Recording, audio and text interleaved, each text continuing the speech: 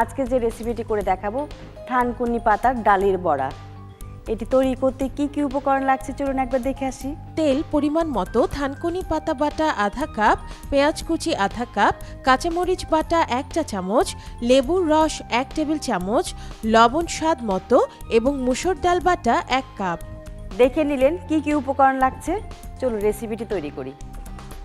আমি তেলটা গরম দিচ্ছি পরিমাণ মতো। এখানে থানকুনি পাতা বেটে নিয়েছি 1 আটি, পেঁয়াজ কুচি নিচ্ছি আমি এখানটায় হাফ কাপ, কাঁচামরিচ বাটা নিচ্ছি 1 চা চামচ, লেবুর রস নিচ্ছি 1 টেবিল চামচ, লবণ স্বাদ মতো, এখানে মসুর ডাল 1 কাপ ভিজিয়ে বেটে নিয়েছি,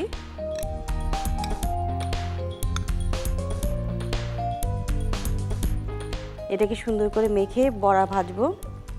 থানকুনি পাতা এমনিতেই খুব স্বাস্থ্যকর একটি খাবার, এটা বিশেষ করে চিটাগাং অঞ্চলে বেশি পাওয়া যায়। ওনারা তো প্রতিদিন এই থানকুনি পাতাটা পাতে রাখবেনই। রোজার দিনে এই একটি হেলদি খাবার খেলে খুব ভালো। ওনারা কাঁচাই খান, আমরা তো বড়া ভাজছি, সুন্দর দেখতে ফুলের মতো লাগে থানকুনি পাতাটা।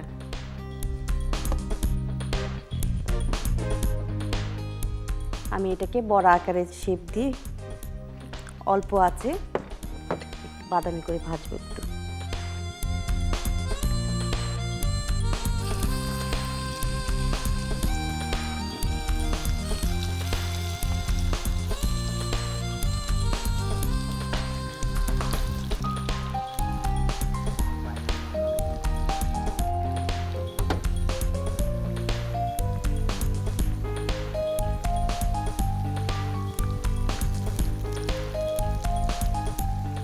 এটাকে একটু বাদামি করে ভেজে তুলবো আমি।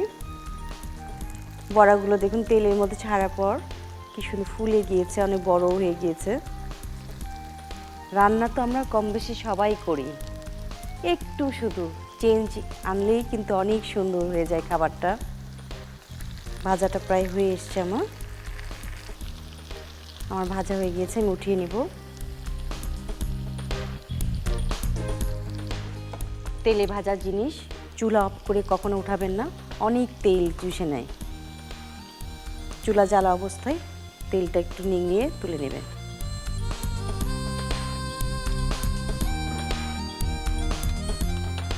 চুলাটা বন্ধ করে দিলাম, পরিবেশনের জন্য সাজিয়ে দেবো এখন।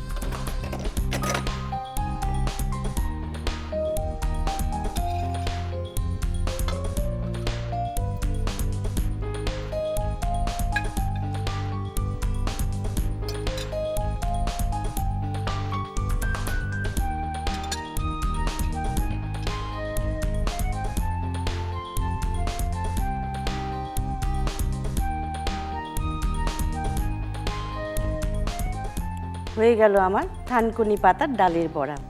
এর প্রস্তুত প্রণালীটা আরেকবার দেখে আসি চলুন।